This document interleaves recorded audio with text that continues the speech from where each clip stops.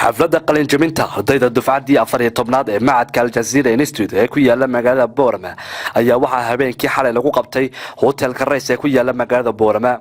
munaasibadan oo qiimo gaar ah ugu fadhiday 180 arday oo ka kala baxaysa qaybaha kala duwan ee kombiyuutarka iyo culumta IT-ga ayaa waxaa ka soo qayb galay guddoonka waxbarashada gobolka Awdal, macallimiinta iyo maamulka dugsigaasi iyo walibana madaxweyne ku-xigeenka jaamacadda Amuud Cabdullaahi Axmed Boqorre. sidoo kale waxaa halkaas iyaguna ka soo qayb galay waalidiinta ardaydii qalinjabinaysay. ugu horreynna munaasabadda ay ardaydu ku qalinjabinaysay waxaa halkaas kaga hadlay maamulaha macadkaasi injineer Maxamed Cabdi Muuse, waxa uu ka sheekeeyay tirada ardayda qalinjabinaysay iyo waxyaalaha ay soo bareen. waxa uu yiri maanta waxay tiin qolada difacadii 14aad baatiin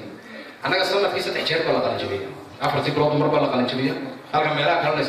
isla sugno hoolan qaadaba hina midna 4 bilood baa qalinjabiyay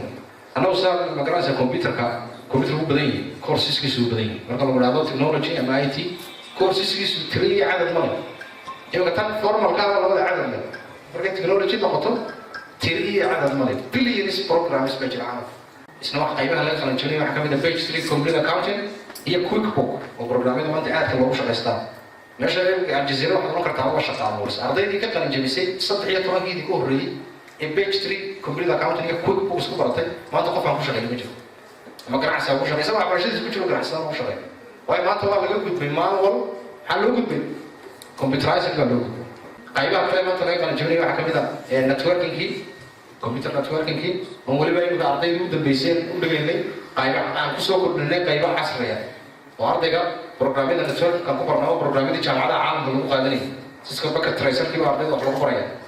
bishan oo kaliya Al-Jazeera Technology Institute ardayda engineering ee iyo Amuud ka barata 60 arday baa u bilownay magarasa architect designer.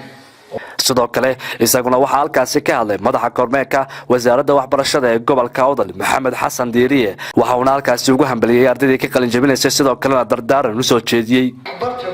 marka horta waxbarashadu wax halka lagu soo koobi karo faa'iidadeeda iyo waxyaabaha ay leedahay maaha daqiiqada yar wax lagu soo koobi karo maaha, laakiin waxa weeyaan macnaha weyn ee meesha ku jira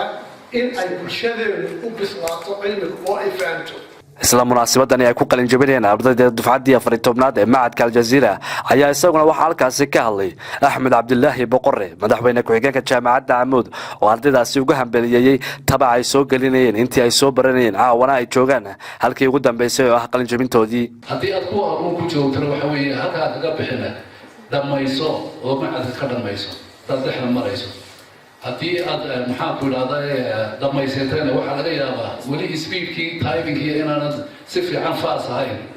oo laba farood oo wali ku wataa laakiin shanta farood tobanka farood ku garaacdo gabadha inaad kaga siiso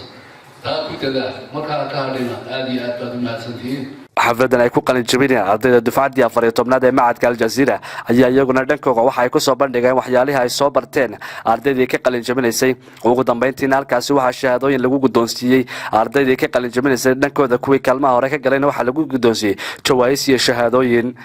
maaha markii ugu horeysay ee tira arday noocan oo kale ka baxda macadka Al-Jazeera ee ku yaala Boorama, waana dufcaddii 14aad ee sanadkani ka baxda macadka culumta kombiyuutarka iyo IT-ga Al-Jazeera Institute ee ku yaala magaalada Boorama. Cabdulqaadir Diidi iyo Cabsalaan Saaha, Bulsha TV, magaalada Boorama.